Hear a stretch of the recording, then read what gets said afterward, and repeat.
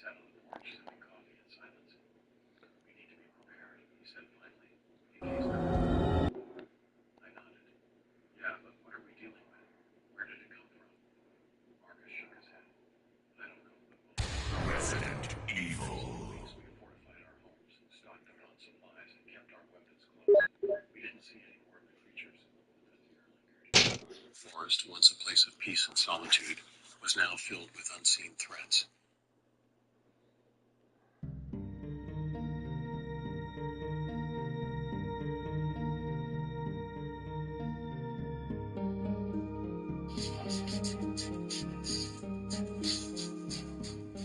Weird just keeps getting weirder this election cycle. Conservatives flooded social media on Monday with posts claiming Haitian migrants in Springfield, Ohio were eating local cats and ducks. But the Springfield police have said they received no reports whatsoever of pets being eaten. The rumors of cat-eating migrants seem to have all started when popular...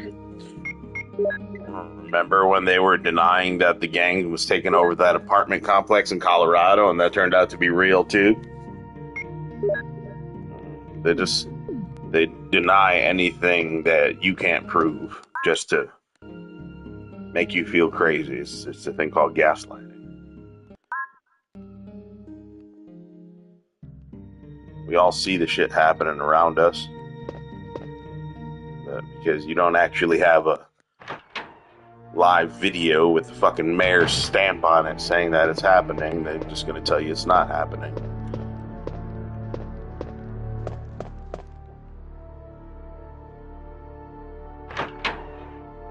Conservative account Wokeness posted a screenshot of a post on a private Facebook group of Springfield residents that said, quote, "Warning to all about our beloved pets and those around us. My neighbor informed me that her daughter's friend had lost her cat one day. She came home from work. As soon as she stepped out of her car, looked towards a neighbor's house where Haitians live, and saw her saw her cat hanging from a branch like you do a deer for butchering, and they were picking it up to eat." And it wasn't long after that post that Elon Musk posted this picture with the caption, quote, "Save them." The GOP House Judiciary Committee account tweeted, quote, "Protect our ducks and kittens in Ohio."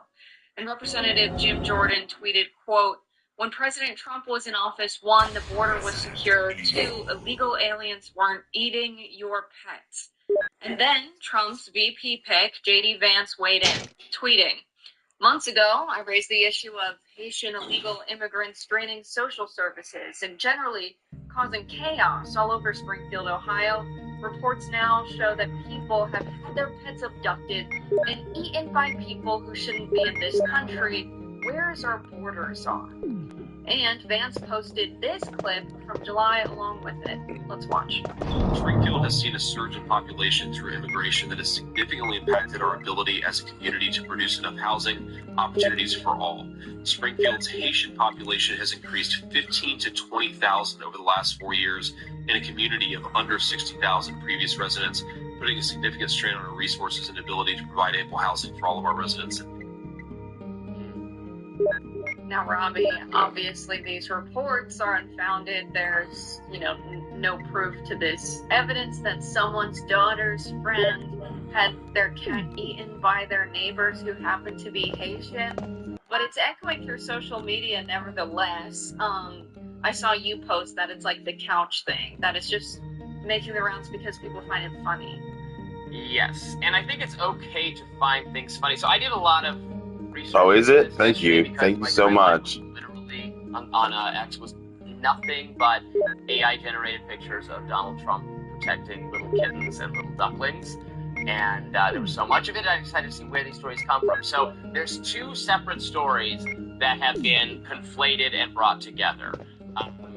So on the pet cat killing, eating front, there was a story of one instance of this happening, but it was in a different town in Ohio, and the perpetrator was not a Haitian migrant. It was like some crazy lady who like killed her neighbor's cat.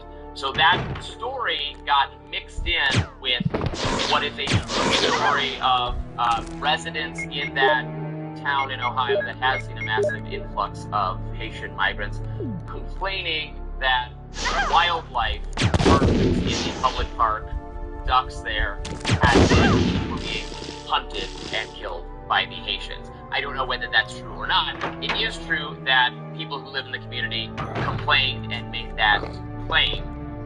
But the ducks obviously are not people's pets, right? It's a kind of a different situation. Like we do. I mean, you shouldn't. I would argue that ducks at a park are like municipal pets. They're like animals that we agree to leave alone. I'm pretty sure usually there are laws against fucking eating them for like normal people. But of course they let, strangers come into this country and do whatever the fuck they want. Hunt animals in a public park where there's where there's hunting broadly available, but I've eaten duck, like white people eat duck, so I was failing to understand the this is terrifying, they're coming here to eat ducks. Sort of. I'm Latino and I don't eat fucking ducks, and I certainly don't eat ducks from the fucking park pond.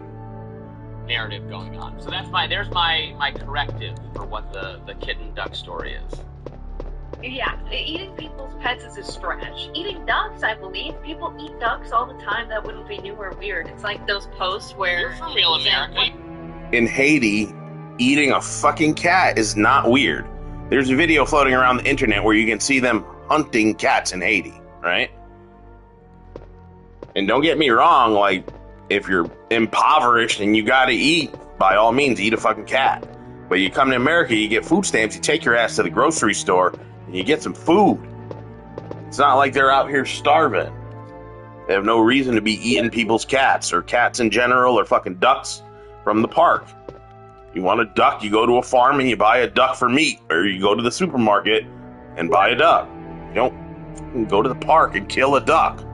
I know people doing duck hunting. I know people doing duck hunting. It's true. It happens. It annoys me that these yuppies that will never have to deal with an immigrant in their life are trying to run a fade and make excuses for this shit, dude.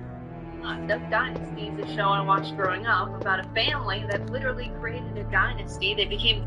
There you go. She grew up watching Duck Dynasty. What is she, fucking 17? Shut the fuck up. wealthy, creating these little devices that you make duck calls with. Yeah, those are conservative superheroes. Yes. And so it seems like this is one of those things that, it's classy when you're rich to eat ducks, but it's pathetic when you're poor. It's just ridiculous. Like camping, like sleeping outside, very classy when you're rich, a fun leisurely activity, but if you're poor, Gavin Newsom's gonna come destroy your camp. I think the amount of Haitian immigrants we have and have had over the past few years is huge, but let's not forget, Jean-Bertrand Artiste was the first presidentially elected president of Haiti. The United States staged a coup against him. We currently have sent troops via Kenya and the United Nations to Haiti. The United States has been terribly... Please, stop. Just because the CIA goes and does some shit in some other country does not mean we have to let these people come here and fucking make our lives miserable.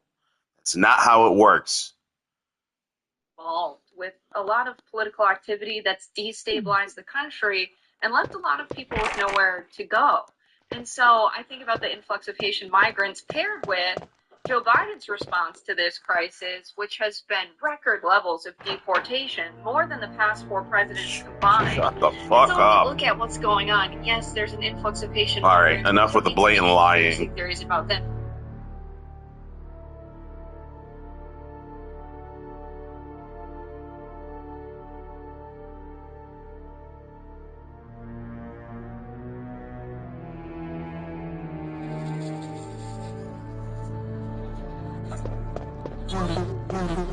Shit.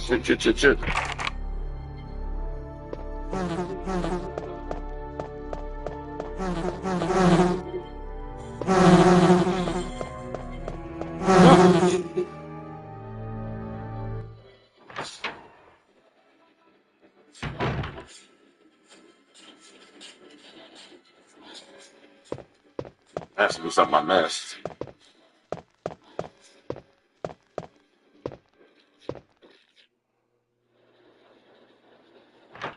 Maybe something with that pool table?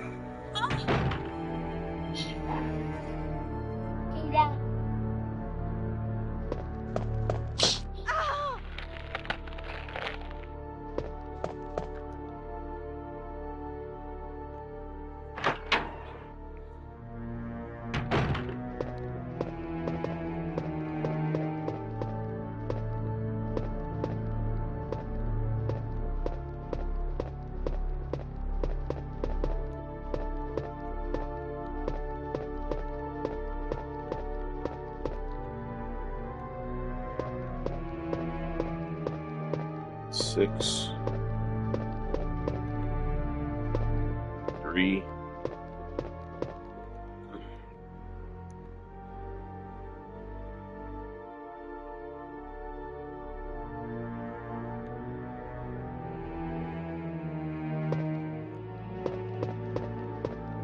Five, 4, 3. What happened to the 6?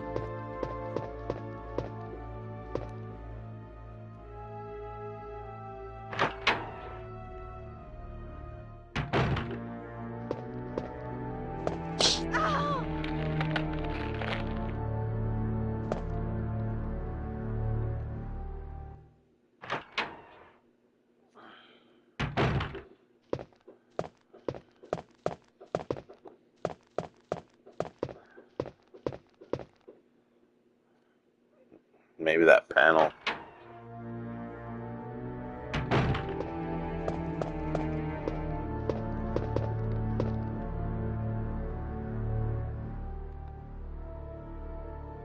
Sure, why not? Is it 3, 4, 5?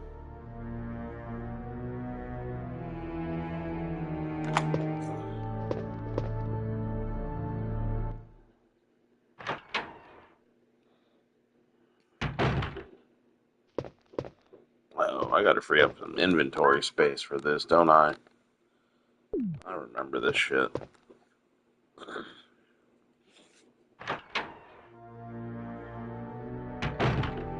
Start mixing chemicals in various cups. I think I need at least 3 or 4 open inventory slots to make that work.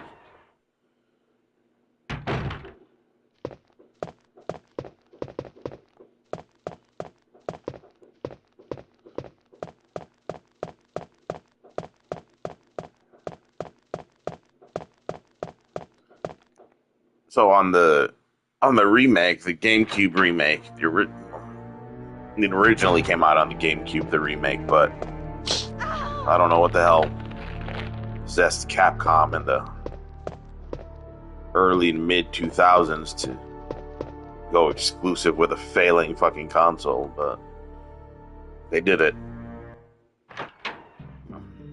And so for whatever reason, anyways, on that game, you can actually use the analog controller and it feels more fluid to move the character with the tank controls.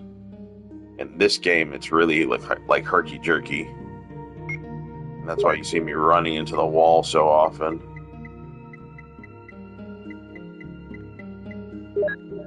I mean, part of it is lack of practice, right? Because eventually I'll get the sensitivity right, but probably not before the game ends.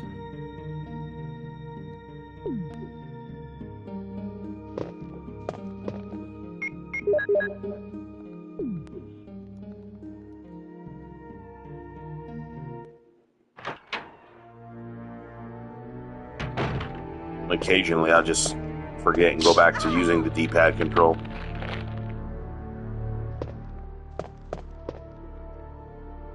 If I'm not mistaken, I'm supposed to push a statue over that.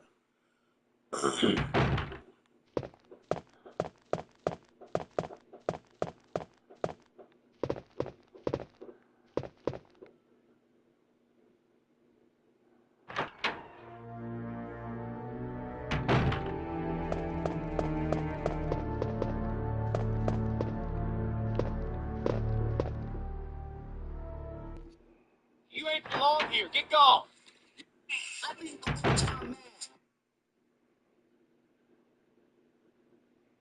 That ain't no fucking joke. Alright, let's scroll down the wall here. Harbor United States, Florida, one afternoon in November 1989, a 51-year-old man who was found dead, like 6 other victims around Florida. But who was the responsible behind all these cases?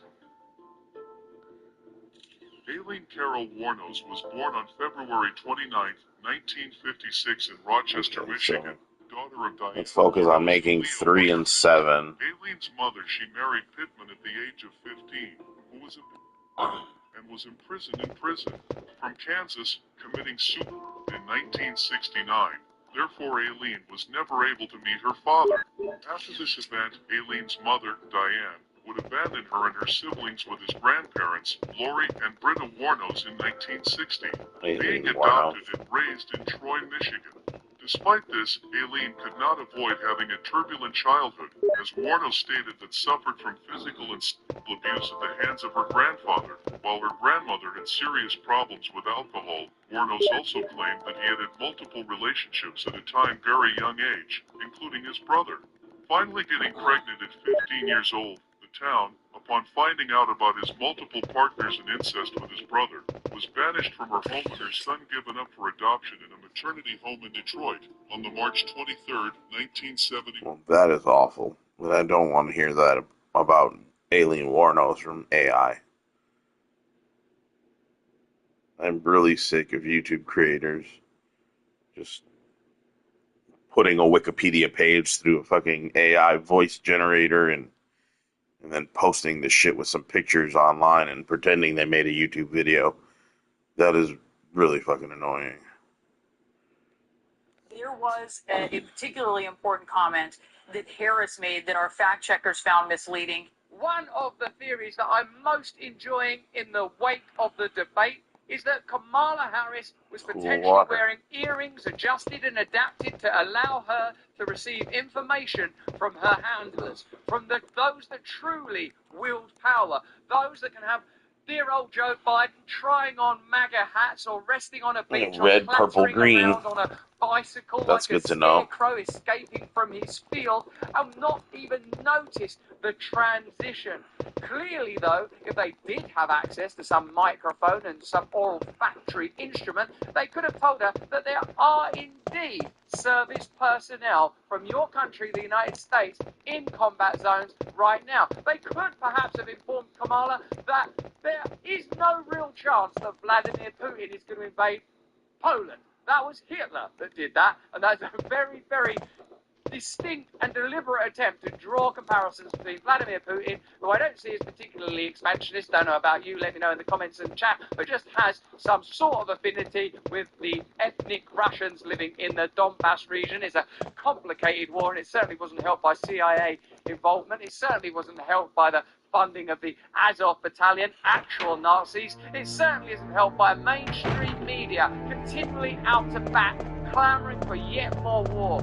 Wars that don't affect them but affect you, me, Russians, Ukrainians, and certainly have an upward impact on the balances and share prices of Raytheon, Lockheed Martin, Northrop Grumman, et al. Forgive the pronunciation of Northrop Grumman. There was a time when I didn't need to know the names of the individual companies within the military-industrial complex, but those days are gone. Let's first of all have a look at Kamala's earrings. A few of the moments where, if indeed they were devices to convey information, they could have been better utilised. So, here it is, the comparison. These are those kind of smart earrings. And let's have a look at a little video that unpacks that. If you thought earrings were merely a fashion statement, think again. Nova's H1 audio earrings is the world's first wireless earphones made with real pearls. Unlike conventional earrings, these earrings are placed on the earlobes and project the sound from inside the pearl straight into your ear canal. This directional sound technology... Totally new complexion on the phrase pearls of wisdom, doesn't it? So, put bug in your ear. Can avoid sound leakage and keep conversations and music private and secure. Keep music private and secure. Keep the fact that you are only able to parrot talking points of the establishment private and secure. Also, though, you could listen to Lady in Red. Never seen you looking so lovely as you did tonight. Never seen you shine so bright. You had a good-sized podium. Never seen so many moderators helping you along the way, inviting you to stay things that would help your argument while simultaneously condemning Trump. Lady in red, I'm just saying she could listen to Christopher while simultaneously getting a leg up in a difficult debate. I don't subway too. Okay, well, that's a lot of fun, but the simple fact of the matter is that there's some pretty unusual claims were made, so outrageous, in fact, that CNN saw fit to debunk them. Here they are debunking the claim on CNN that there are no American service personnel in combat zones. Let's check it. There was a particularly important comment that Harris made that our fact checkers found misleading. Here it is.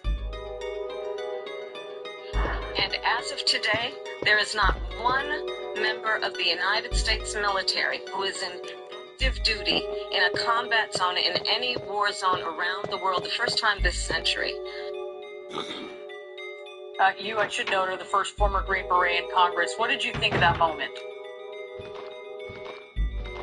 Well, I about fell out of my chair. I immediately thought of the 3 soldiers from Georgia who were killed by Iranian-backed missiles and drones in Jordan. I thought of the 2 Navy SEALs who died trying to intercept Iranian smugglers and off the coast of Somalia. But it's Donald Trump that doesn't respect military personnel. Remember from the debate. Donald Trump doesn't. Remember from legacy media. Remember how many times you've been told that he mocks veterans. Ignore the many times that you may have seen montages of Donald Trump visiting with veterans. I'll reiterate to you, as I always do, I don't care who you vote for. I don't mind who you vote for. I'm participating in the Rescue the Republic event precisely because there is a requirement to disrupt the trajectory of total globalist authority that will not come in the form of despotism and charismatic demagoguery, but in the form of bureaucracy. We are seeing it being augured across the world even now, and it bears the hallmarks and earrings of globalism. The hallmarks and earrings. Justin Trudeau, Macron, or Kamala Harris. These are the ciphers of the true power. Let me know if you agree with that in the comments and the chat. And if you are an active service personnel, we remember you and we respect you, particularly on September the 12th, even though I historically did act up a little bit on that day. I was stupid, I was young, what a twit I used to be. I thought about the ships that have been used as target practice by the Houthis with drones and anti-ship missiles supplied by Iran. Heck, an aircraft carrier just got a combat medal for the first time since World War II for its actions off the Red Sea. We could keep going down the list. The special operators that are in Syria right now as we speak. Smooth operators. In a raid on an ISIS compound. We had another 6 wounded by a missile attack. I mean, this is a long list. So either she's a wallflower as vice president and had nothing to do with any of these actions and decisions. Oh, by the way, nothing to do with the debacle in Afghanistan. Or she was at the table and was deliberately misleading the country. And it's right on the heels of Biden and his debate saying he hasn't lost anybody on his watch. It's completely out of touch with Gold Star families. They just don't count the people who died, that's all. The chaos that is engulfing the world on Harris's watch, on Biden's watch. Kamala, there are active... This staircase doesn't really want to be exposed. That should hit itself. Part of our globalist imperialist project is we do need the military to some degree to back up the interests of large corporations that are in the pursuit of either resources or such as oil, or just try to destabilize democracies under the auspices of implementing. Hello, are these earrings even working? Is she listening to this? Come on, Kamala, just do that laugh. Do something. What an extraordinary time it is where you can have a mismanaged debate such as that, presented in pure Guy Debord, spectacle styling, nothing real, nothing true about it. Simply the amplification of the agenda of the powerful broadcast in your home. With old side-face himself, David Muir, and Kamala Harris, along with the other anchor, hand in a way to make sure that the information was curated in order to create consensus and compliance from you, us, we, obedient people sat upright at home, staring at our screens, waiting for them to fill our minds with senseless fodder. We must awaken now. We must participate in resistance. We must truly overcome our differences and unify against this establishment. But that's just what I think. Why don't you let me know what you think in the comments and the chat? Remember, subscribe, like, and if you're watching... Russell Brand has come a long way from being that crazy British crackhead to now being that crazy British conspiracy theorist. But globalism is real, folks. Don't get it twisted. There's a reason why Western Europe and Canada and the United States are all acting in concert with each other. And it's not just mutual security.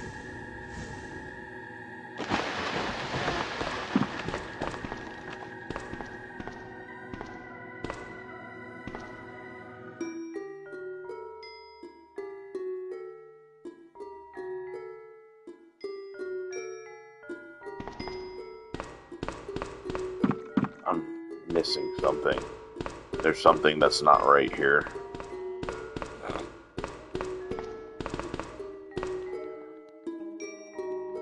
Go back up the ladder.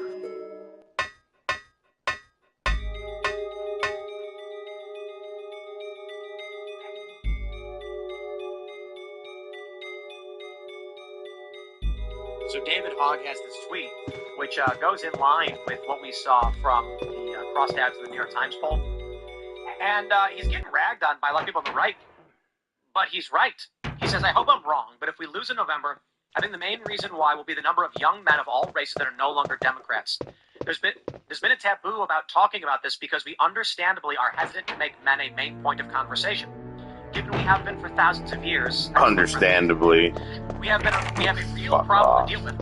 At this point, with 60 days to go, there isn't much we can do to recover it, other than turning out more young women and trying to slow the departure of turning out women. A lot of this is caused by COVID and the epidemic of male loneliness in this country, and the ensuing commodification through social media of He doesn't understand the phrase turning out. So yes, turnout, right? Electoral turnout, people who show up, but you can't turn out a voter. That's a phrase used in pimping and prostitution. Jesus Christ. misogyny. Long term, we have a lot of work to do to provide positive examples of what actual masculinity looks like that is not defined by putting down women or other people, but by lifting others up and being a true leader. David, I've got news for you. That's called the conservative view of masculinity, the providing heroic father, the man who rolls up his sleeves and runs into a burning building. I dare you, good sir, to make a commercial for Democrats where a chiseled, strong man. How about this? Here's my vision. It starts with a frail, overweight man. So maybe frail and overweight isn't the right way to put it, but a weak, overweight man. And he looks in the mirror and says, "We can be better." And he works out and he gets strong. And then he's smiling and he's shaking hands with people of all different racial backgrounds. And then one day on his way home, a burning building, and he runs in and he saves a pair of migrant twin babies. 1, 2, 4. And it says, being a man doesn't mean you have to be Republican, blah, blah, blah. Make that. You know why? They will rip the Democrats to shreds. They will say, why do men have to look that way? Who says you need to exercise? People are healthy. No matter what you do, they will destroy you for this. What does he think Republicans are doing in representing men? Does he think the Republican view of men is that they're all just like the Fonz or like a jock football player picking on nerds? Because the masculine view on the right is strong men protecting the people they care about. I love this statement because he references the male loneliness epidemic, which I think is real, while also giving an example of why men probably do not want to be Democrats anymore. They're taught to be self-loathing. He says, I'm hesitant to make men the main point of conversation, given we have been for thousands of years. Like, if you lost were everybody. with a party... Exactly. Like, you just lost everybody, you dude. guys should really hang out with us. It's the worst here, but also, let's continue to be a part of this.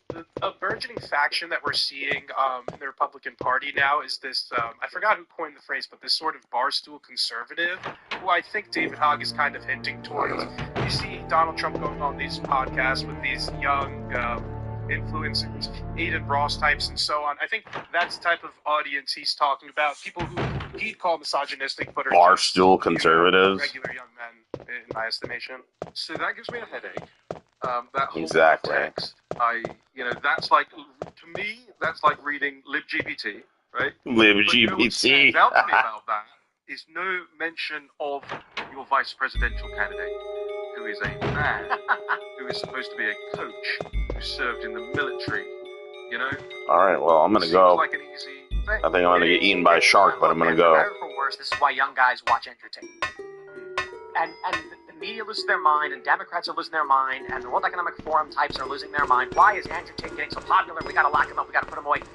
Well, look, the dude's certainly got a bunch of stupid, nasty things he's been accused of, and things he said. That's not my point. I'm not saying like that's up to you. The point is, young guys are watching a dude who's ripped, who exercises, who works out, who smokes cigars, who's got a Bugatti, and they're like, I want to be great. And you're not getting it from Tim Waltz. Tim Waltz is the doofy, I eat beef and cheese tacos with no seasoning. It's this Exactly. Dude, Gordon Ramsay is a white guy, okay? And he's like one of the best chefs ever, right?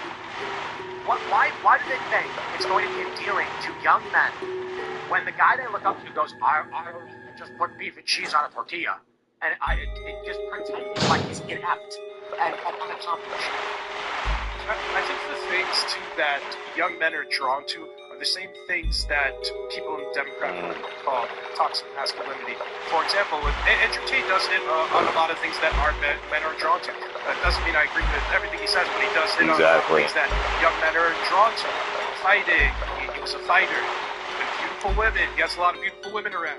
Homes, fast car. These are very simple things, but these are things that these people would call you're a capitalist pig because you.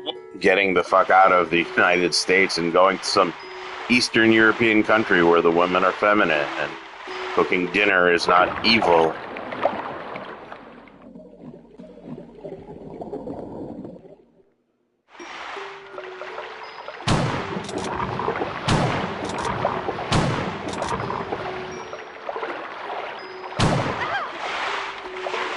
Shit.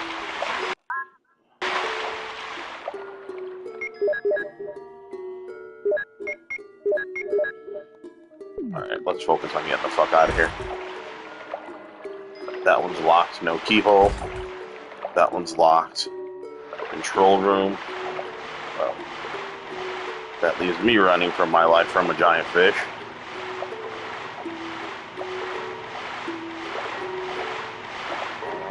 Keep it straight.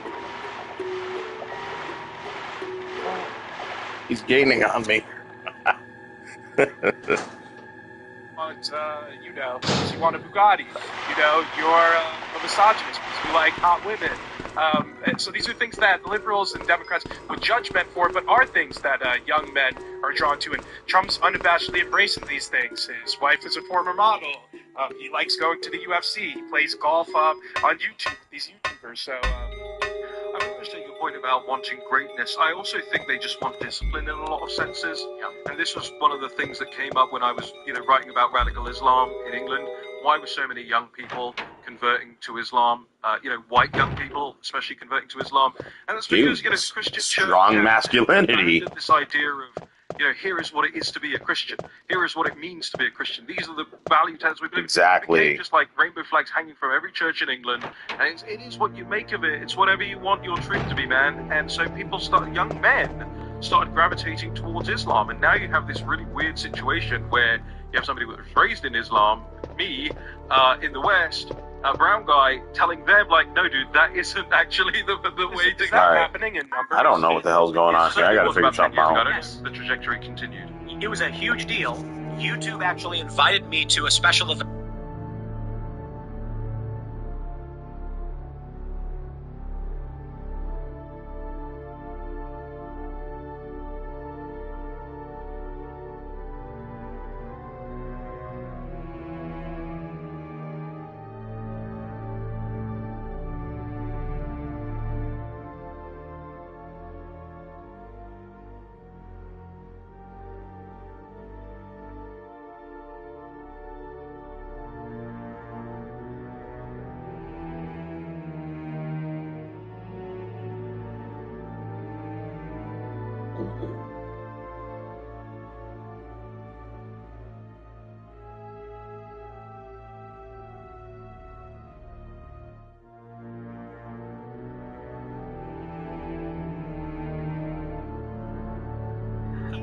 that's it. Going everyone, it's myself, Refuge, and welcome back to another freaking crazy video. And just to say, positive vibes are our way, guys. So, welcome back to the excitement of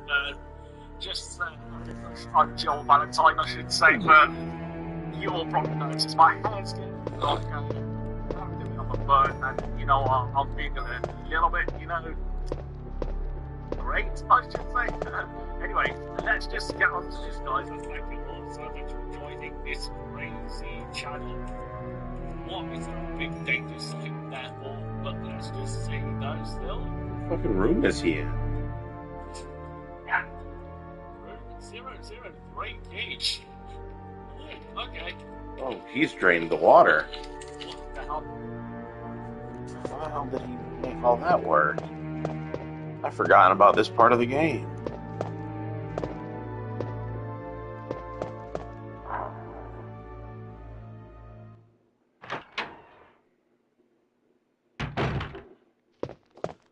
Oh, I think I remember what needs to be done. Oh, damn it, I gotta go back down and fuck with that fish again.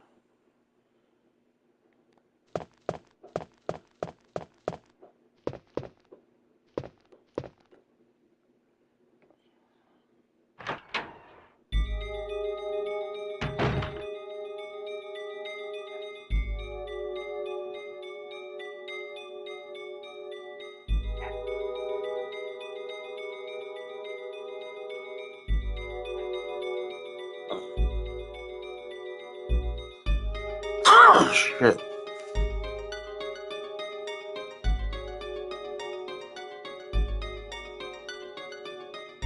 No, where was on that simple video?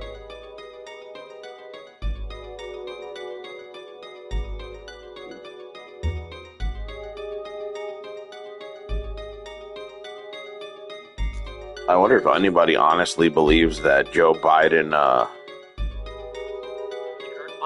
put on that MAGA hat as some kind of unification or unity with the country. I mean, they have to be out of their damn mind at this point to be talking about unity.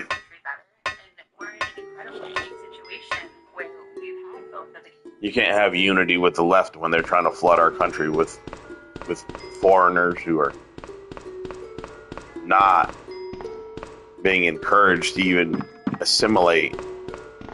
They flooded that town in Ohio with, was it a town of 60,000 people, and they flooded it with 15,000 foreigners? Like, that wasn't going to cause some problems?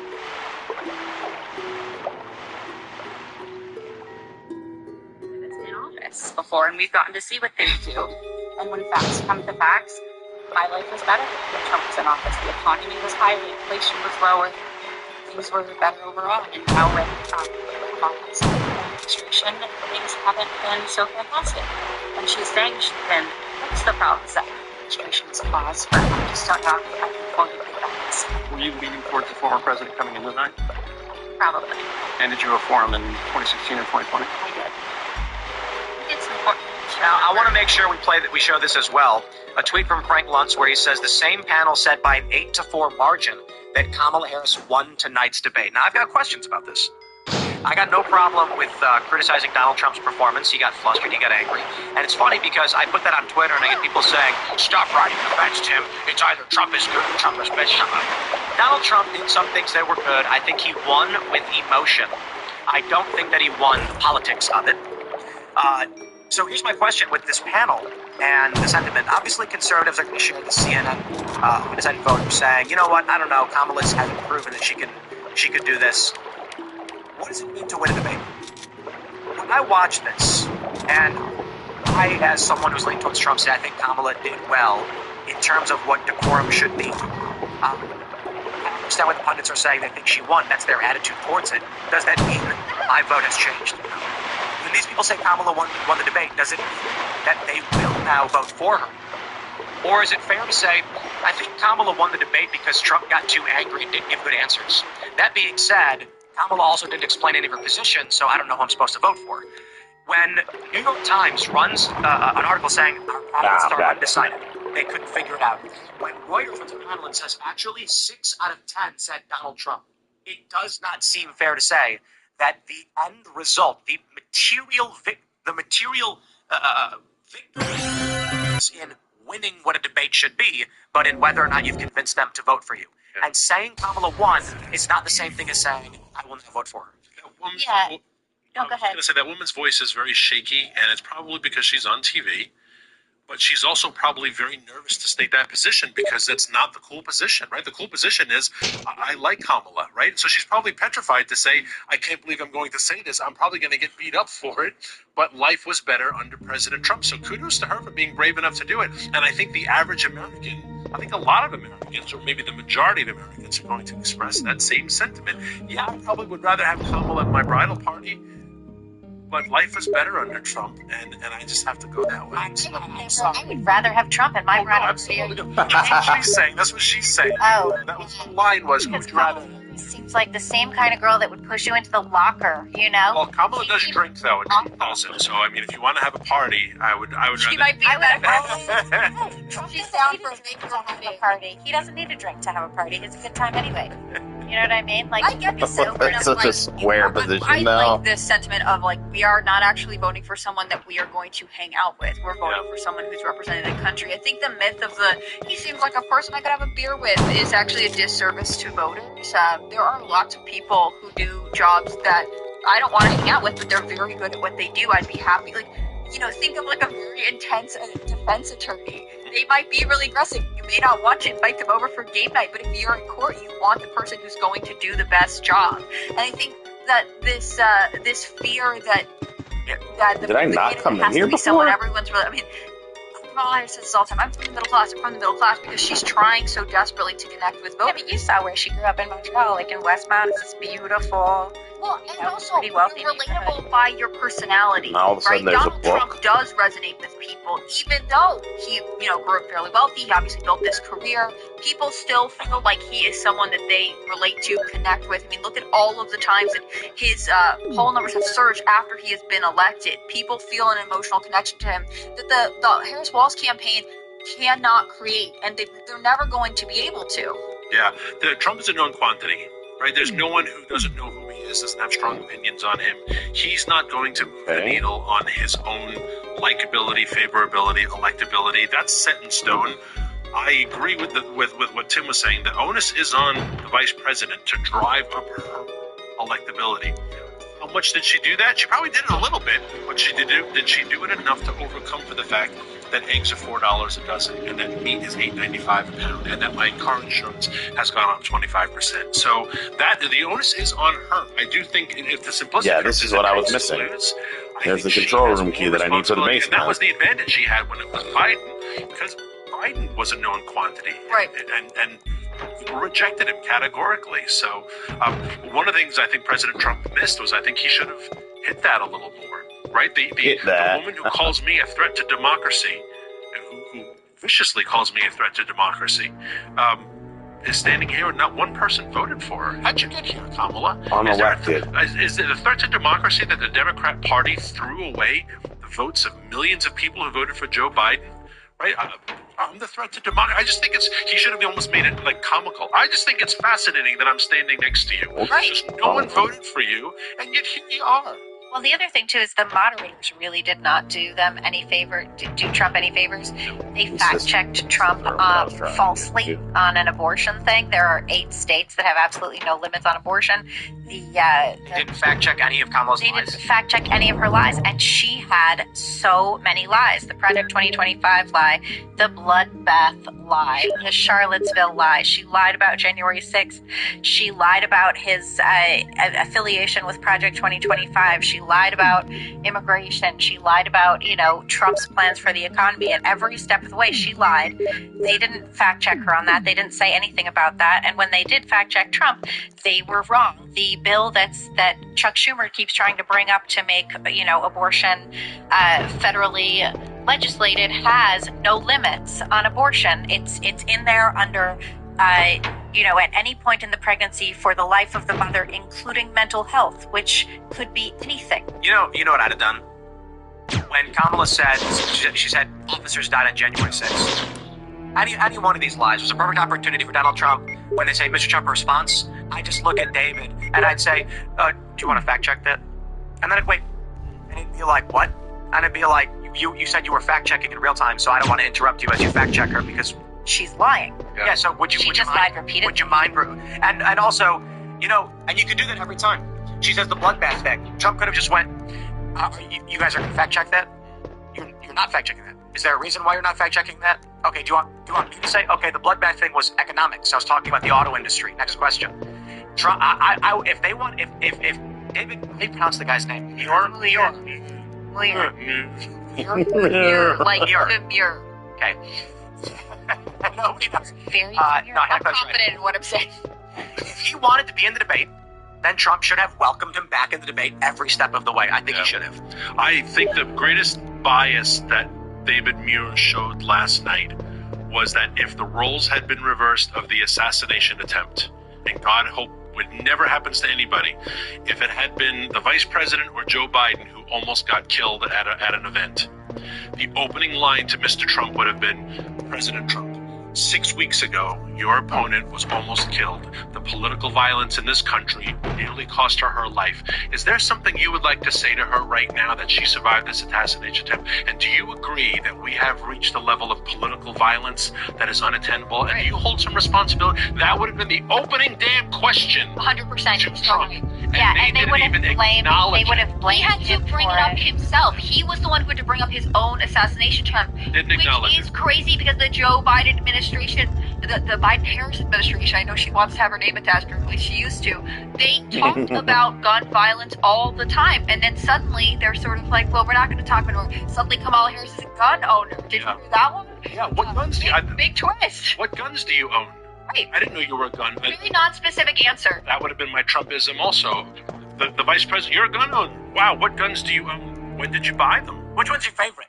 Exactly. And I could. How many magazine clips? How many magazine clips do you have? You know, just use fake terms that and catch her because they use fake terms. Or Joe Biden would always say, "This magazine clip has 45 rounds." People are like, "What the hell is he talking about?" Right? So We just got so used to him not Fully semi-automatic. I said my AR style 15. What you mean it was long? Right? AR-15 style gun. Yeah. Oh, what is that? Semi-automatic rifle. Are you saying it's a 5.56? I don't know what you're trying to say with that. I think voters knew. I keep wanting, like, some kind of restaurant to make, like, assault-style buffalo wings or some shit. Just as, like, a gag on this shit because it's so surreal. Like, I think it would be funny to go into a restaurant and see, like, assault-style wings. I mean, it's just such a ridiculous way to say it. Like, tell me you don't know anything about the thing you're talking about. Trump might get, actually he might make some bold claims. It's not surprising to him that he did that. Kamala Harris sort of did nothing. She did not define herself well enough. And that's why so much of the media coverage afterward is actually like, well, she got Trump to do this. Oh, well, she said this thing to Trump, and here's how Trump reacted. They're acting like she won, but she didn't define herself. She did not set herself apart. We don't really know what her policies are other than some fun labels, the opportunity economy, whatever. And I think long term that will hurt her, no matter what the polls say. Like I pointed out before, I don't even know where this book supposedly goes. won all the debates and surged in the polls and somehow lost the election. So Thanks for checking out this clip from Timcast IRL. Make sure to watch the show live Monday through Friday at 8 p.m. Subscribe to this channel, and we will see you all there. I'm gonna go ahead and make quick work of that fucking shark down there with the bazooka.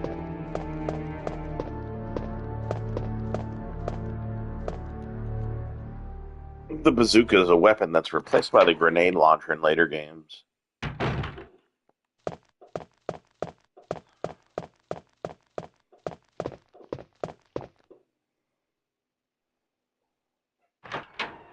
Like, hell if I even know what a bazooka actually is.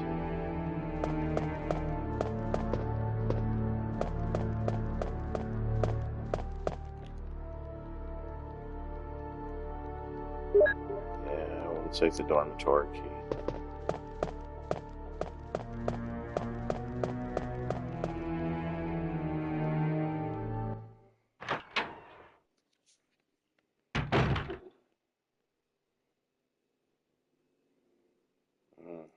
Matt Walsh's Am I Racist looks like it's going to be pretty funny.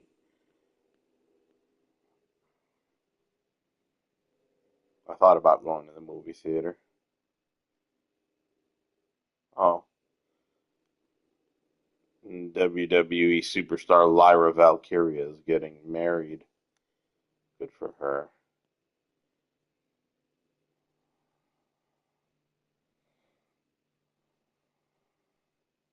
Rissian in my mind, and Lady Sings the Blues and Mahogany, and just, right? Look, so you did start, as Whoopi said, in the industry at a time when few people of color were on TV and in movies, and early... Everybody's a people of color. Yes. Well, a black man. Well, a brown-skinned man. Brown-skinned man. Sunny wasted no time to get straight to the issue that matters most to her, and that's race. She couldn't even help herself. Everybody's a people of color. Yes. Well, a black man. Well, a brown-skinned man. Brown-skinned man. And early on, you struggled to find work, being offered either stereotypical roles or nothing at all. So silly, dude. And you write about it sending you into a depression. Did you ever think about quitting? And if you did, what kept you going? I don't know. You know, you just live from moment to moment and do what you have to do and expect things to not always go your way. Yeah. And you just find the ways to be innovative. And you find ways to counter whatever you're up against and move forward. You invent. You create. You know, you become part of the science of the universe. Well, and you also get some pretty great Science of the opportunities. In universe. 1971, you got a big break starring with James Caan in the TV movie that was Ryan's Song. No, it was a very special experience. I always say it was an act of love, the whole experience. You know, it's one of those moments when everything comes together. Yeah. You know, it's rare, but it was one of those moments. I think it was a movie before its time in that it gave a lot of men everywhere permission to feel some of those things they didn't always get that, it wasn't always allowed. Well, I was a follower of Carl Jung. Oh, yes. And I like saying him. I'm sure you did, Joy. phrase, my animus. Yes. And anima being the female counterpart of the male self, and the animus the male counterpart of the female self. Right. And I always, in fact, I was talking about it, and what was that phrase, the gender phrase, what do you call it? Oh, toxic masculinity? No. Okay. How do you He's like, get shut up, toxic bitch. masculinity out of the male part of the female self and the female part of the male self? Brain rot. Gender fluid? Gender fluid. Yeah. Gender fluid. Yeah, my daughter got very excited about that. Did she? Yeah. Why? Well, because she's a liberal. Oh, I see. He said it. He just said it. So Billy. I'm sorry, but the way they're all laughing reminds me of an evil villain laugh. It always does, dude. Oh, for fuck's sake. This fucking thing. So good. While watching this clip, these women didn't really seem too interested in what Billy had to say. The most intrigued they seemed was when Sunny was on the edge of her seat, trying to race bait Billy D. But once he shut her down, the hyenas seemed to have retreated, realizing they couldn't take the conversation in that direction. And we all know this isn't the first time the hosts have tried to turn something into a racial issue. But that's just my opinion. Let me know your thoughts on this in the comments below. And if you enjoyed this video, give it a like. Your support really helps the channel grow, and I truly appreciate it. Thanks for watching. Socioeconomics picks out people in a better way than race. When you do look at the socioeconomics, you see the huge disparity between white households and black households. You see the huge disparity between white households and Hispanic households. So your argument, and I've read your book twice because I wanted to give it a chance, your argument that race has no place in that equation is really fundamentally flawed. Well, thank you for sharing your fucking thoughts on my book. I didn't ask, but it's fine. What happened to my freaking bazooka? I unequipped it by mistake. What's in hell? This has got to be that room he was in. Yeah.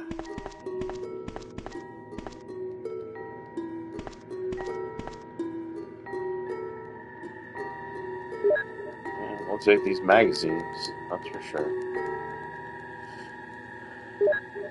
I'm assuming this is where the chemical is that I need to...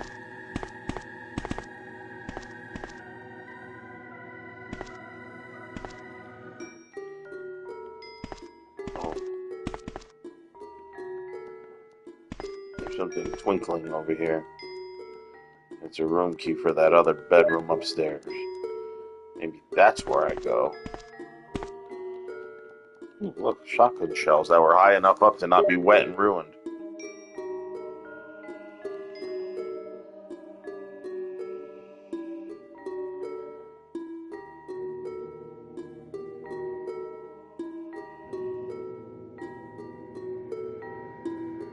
For you or your loved ones suffering from illnesses such as TDS, also known as Trump derangement syndrome, do you dismiss or deny the current issues facing our country, such as historic inflation, illegal immigration, corporate corruption, World War III escalations, and the chronic disease epidemic? Are you willing to elect someone who was the least popular vice president in modern history, and who offers no policy or vision for America simply because your brain keeps telling you anyone but Trump? If so, you might be struggling from TDS. Introducing Independence. What is up, guys? Tyson De La Cruz here. Thank you so much for rocking with me. Nicole Shanahan dropped this ad, and it was absolutely gold. I thought it was incredibly fitting for the video. Shout out to Nicole Shanahan. CNN host Kate Bolden instantly regrets having Vivek on after he exposes Kamala Harris's constant flip-flop on her policies, barring there are any, period, of policies of her own, besides the ones that she's stealing from Trump. Shout out to everybody watching. Drop your comments down below. Smash the like button. Really appreciate you guys. Let's jump into this here. CNN anchor Kate Bolden had Vivek on CNN on Wednesday. Vivek, a former GOP presidential rival, is now Trump's surrogate, visiting CNN to point out Vice President Kamala Harris's shifting in policies on issues including fracking and healthcare. And CNN got flustered. They got flustered. Let's jump into the video. Presidential candidate and Trump campaign surrogate Vivek Ramaswamy. Thank you so much for coming, and it's good to see you. So the campaign memo also makes clear that part of the strategy right now is to continue to try to define Kamala Harris as extreme and radical. If you take a look inside this new polling from CNN of likely voters, this is what I needed. So what likely voters are saying is that is not yet working. Showing the way we see it, the way the numbers show it is showing voters largely describe Harris's views and policies as mainstream and Trump's as too extreme across these states. About half in each state saying Trump's views and policies are so extreme they pose a threat to the country. Mind you, these polling numbers are from August 23rd to the 29th. New numbers came out today showing a little bit different, favoring Donald Trump. While around 4 in 10 say the same about Harris's position. A lot of numbers, but the point being is if voters don't agree with the extreme narrative against Trump, do you think Team Trump should be shifting now? Against Harris, sorry. Actually, I respectfully disagree with your characterization there in one important way, which is that voters have not yet been exposed, principally by the media, to what Kamala Harris's past positions actually are. I don't blame the voters. They've been served up a new version of Kamala Harris where she is running to the center on economic and social policies. But the reality is, if we're able to use Kamala Harris's own words against her, as I believe we should, she ran for president favoring an tax on unrealized capital gains, favoring an abolition, her words, to abolish private health insurance, a ban on fracking, bans on offshore drilling.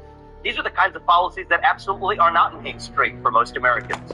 And this is where I do think the debate will be useful. I do think that greater media scrutiny of Kamala Harris, hopefully with more sit-down interviews than we've had so far, will be helpful. Say what you will, you may or may not agree with Donald Trump. He and J.D. Vance have sat for tens of interviews, as have other members of the campaign and surrogate team. The reality is we haven't seen the same from Kamala Harris. I do expect that's going to change in the next couple of months, and I believe voters are going to be very well informed heading into November.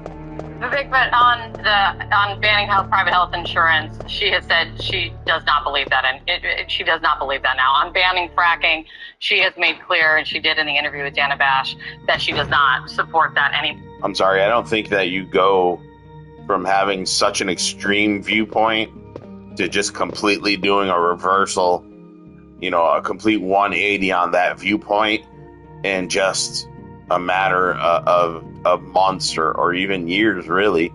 Like, positions, generally, when you change position, it's going to soften over time. You're not going to go from ban fracking to no bans on fracking, no regulation on fracking. You're going to go to, fracking needs to be heavily regulated. And then it's going to be, well, fracking needs to be regulated to some degree. And then it's going to be like, you know what, fracking needs to be lightly regulated. And then you get to, you know what, let's just leave fracking alone. Let's let these people do what they do. The idea that you just one day you wake up and you're completely opposed to the position you held the day before, even when you're confronted with evidence, right? You're going to concede small segments of your opinion over time. You don't just turn on a dime and suddenly you're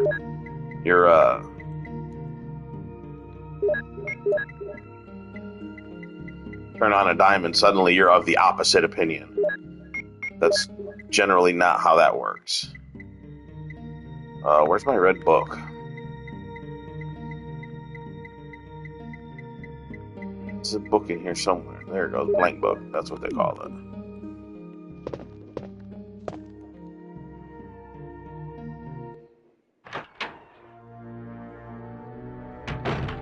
It's always very curious how people's opinions suddenly change when they start running for a political office, right? And Trump is not innocent of that either, right? The weird thing about Trump right now is that he is doing Bernie Sanders shit, and Republicans are eating it up because of the way he's packaged it. That is fucking brilliant, frankly. I mean, and I liked a lot of what the populist shit that Bernie Sanders was saying. What I didn't like is that he was a Democrat. I mean, so I'm not opposed to different degrees of, healthcare subsidies, especially with the healthcare industry the way it is. They've allowed the insurance industry to get in there and make it, so that Americans can't afford healthcare, basically. And that is not the costs of healthcare. You can go to other countries and get medical treatments for a fraction of the price, and the common denominator is that they don't have the same kind of insurance industry that we have here that inflates the prices because, well, people can afford it. Their health insurance will pay for it, right? So that's why we're going to charge you $12,000 for a single fucking test that you could, here in Texas, people do it all the time. They'll drive 4 or 5 hours into Mexico, and then they will see the doctor there, and they will pay out of pocket for whatever they fucking need because it's affordable. And it's not subsidized by the Mexican government. It's just market competition. The doctors compete with one another to provide services to the people, and that's what happens.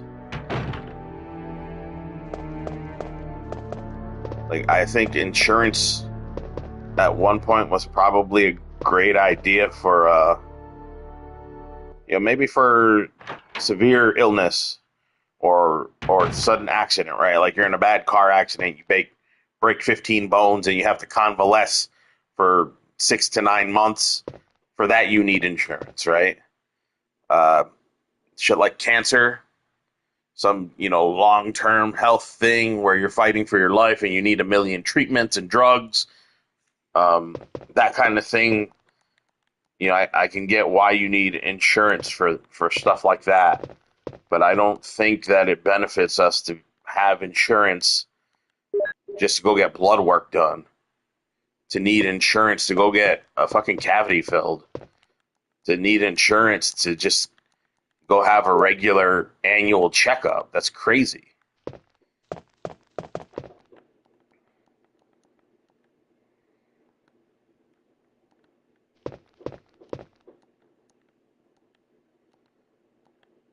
Yeah. I need to pick up the bottle. That's all I want to do is pick up that bottle. There we go.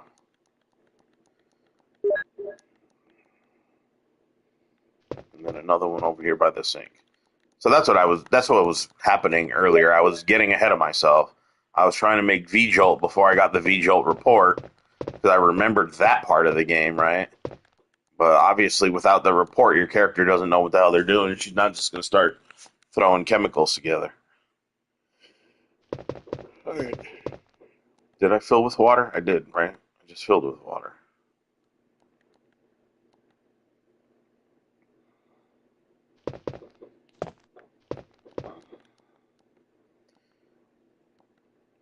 Yeah, we're going to put UMB number 4 in a bottle.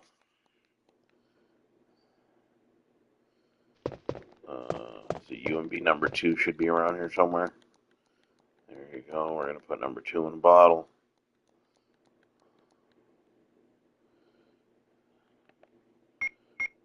And then we can combine one of the waters with that to get number 3. And combine 3 with 4 to get 7. And then I think we need another red. Right.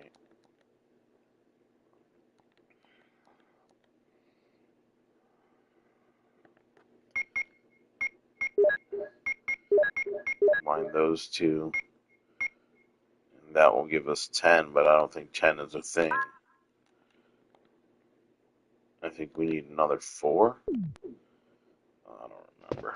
Let's go to the wall. Is it here? No, these are the colors. We don't need colors. We need numbers. There we go. Okay, so I do have a 3 and a 4 to make a 7. We already did that. And then I need a 2 and a 4. Shit. Oh, fuck. I fucked up. I need 2 and 4 to make 6. Let's see if I can get it done with my current configuration.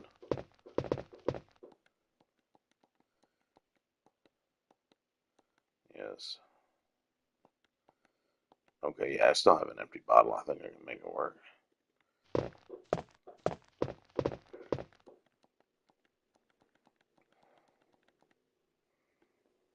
Or if evolving or what you want, flip flopping, you can call it what you want. But 1 second. I can't leave that hanging. I can't leave that hanging on policy. I understand, but I'm going to ask the question, then you can totally answer. She said very clearly that now is not, those are not her positions. If evolving on an issue, if evolving on a position, you can even call it flip-flopping on an issue. If that is now not allowed, if that should be, the death knell to a campaign, Donald Trump's got issues there. So look, the reality is Donald Trump's been clear about his policy positions. With Kamala Harris, I want to be specific about this though. Actions speak louder than words. When you brought up some claims about Kamala Harris. I want to finish that discussion. She said she didn't favor a ban on fracking now. They hate finishing the reality a discussion. Is she was one of the they want to hit and run all the time. Ban, so much so that when she was in California, she sued the Obama administration over granting fracking permits. No, I think I have a 3 already. She didn't just favor the abolition of private health insurance. She was a co-sponsor of the bill with Bernie Sanders as a U.S. Senator for Medicare for All for Americans. The reality is, when you think about the Green New Deal, she was the chief proponent, not just as a co-sponsor of the legislation, but going further and saying she would end the filibuster in the Senate to ram that through. So the reality is she can say what she wants to say now. Those are actions she has taken. Is someone allowed to evolve? Of course they are. But she deserves to explain exactly why she's changed those positions. Exactly what her position is. If it's not a ban on fracking, what exactly is it? What exactly is her health care plan if she no longer favors abolishing private health insurance? All right. Which just 4 short years ago when she ran for president, she did. And that's the kind of scrutiny that's been missing. I think Donald Trump has received plenty of scrutiny, and I give credit to him for sitting for hostile interviews that Kamala Harris has not. But the American people, the American electorate deserve a rich policy debate that they have not had. It gets to be. I guess it will be for the voters to decide how long of kind of an expiration date there is on when something is still your position, or if you believe them now on what they're saying on their position. Voters get to decide. She has said that her position has evolved on that. Is it okay for candidates to evolve on a position over a period of years? Gradually over a period of years, yes. But, I mean, in a lot of these cases, it was just 2 years ago or last year that she was voting in favor of these things in the Senate. So, I mean, how fast are we expected to believe her position changed? Like, it comes off disingenuous when you're saying something radical today and then 6 months from now you're saying the opposite thing. That doesn't ring true. That's not how people's minds change. I mean, unless she's had some radical revelation, which I don't believe she's had because she's still running as a Democrat, right? I think it's perfectly acceptable. I think most people need to rethink their positions over time as facts change. But they deserve to explain to the people clearly what she has failed to do. And it's not just a change in position. These are hard positions on which she has actually taken policy action. There you go, Both as a vice exactly. president, an attorney general, and a U.S. senator. And simply saying she doesn't believe that anymore is not a sufficient explanation on core issues that affect costs for Americans, health care for Americans, taxation for Americans, including taxes on unrealized gains, on which she has not yet changed her position. That, I think, is a devastating economic policy. That's among those she needs to explain. On positions that candidates seem to be struggling on. Donald Trump continues to be struggling on stating a clear position on abortion and reproductive rights. Last week, he was asked his position on a Florida ballot initiative he will be voting on to overturn the 6-week ban in Florida. And the way he responded to the question was 6 weeks is too short. I'm going to be voting that we need more than 6 weeks. The next day, he said that he will then, though, support the 6-week ban. Why is he struggling to state a clear position on abortion then? So again, I respectfully disagree with your characterization there about him struggling.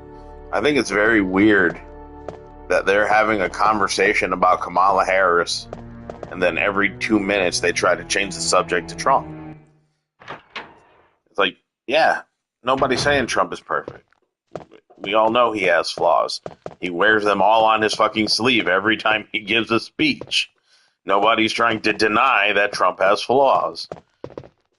But they are trying to deny that Kamala Harris has flaws. The way they paint her to be some kind of saint. Fucking descended from the heavens to, fucking butcher babies and fucking, I don't know what else fucking Democrats do for fun.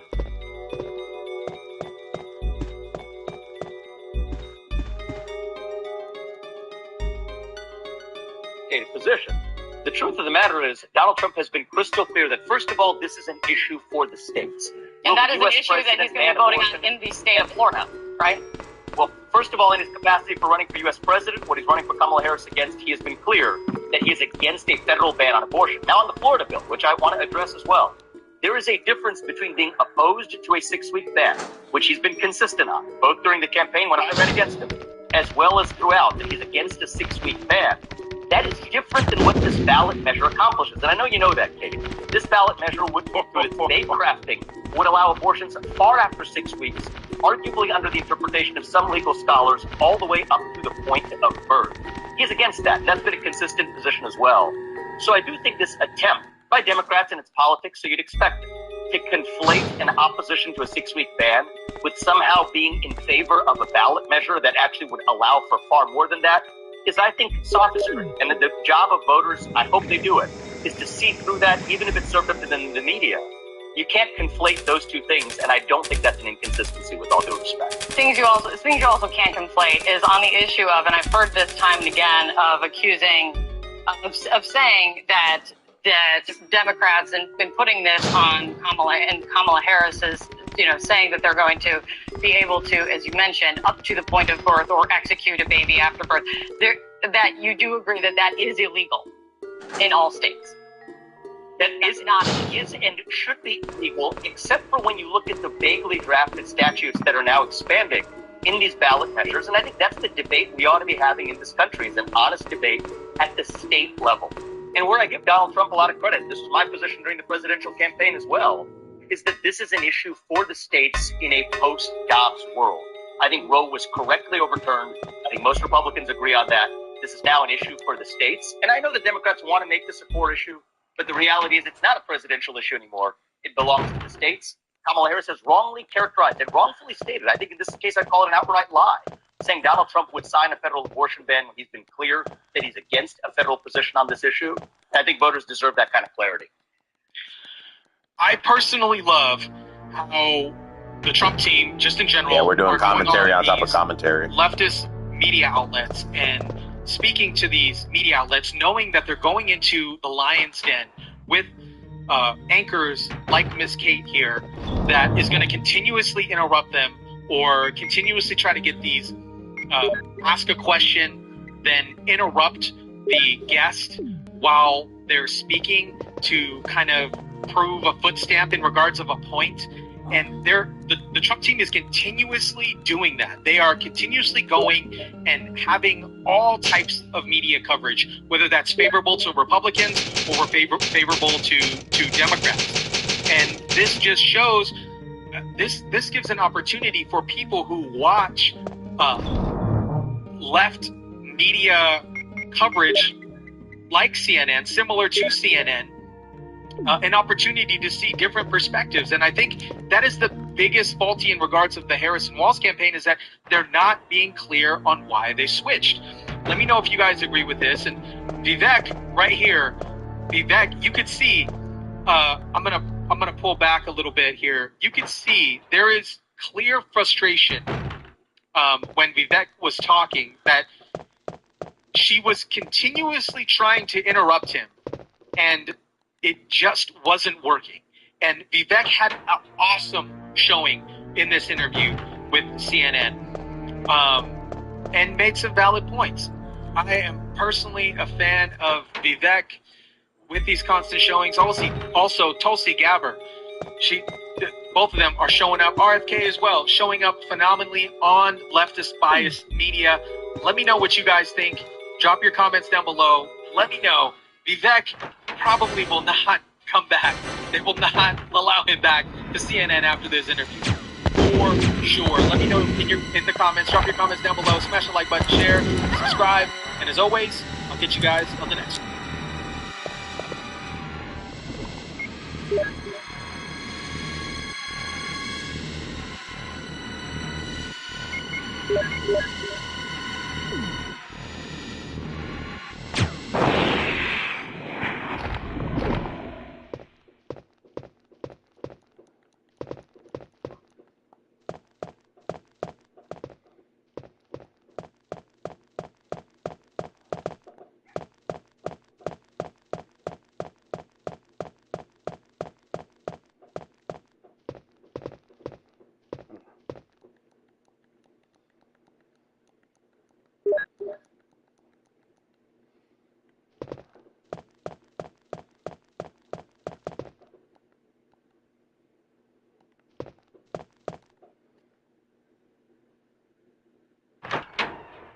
All that for a fucking mansion key.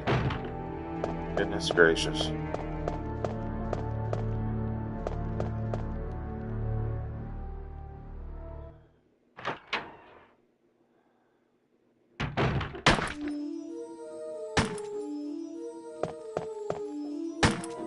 Wesker!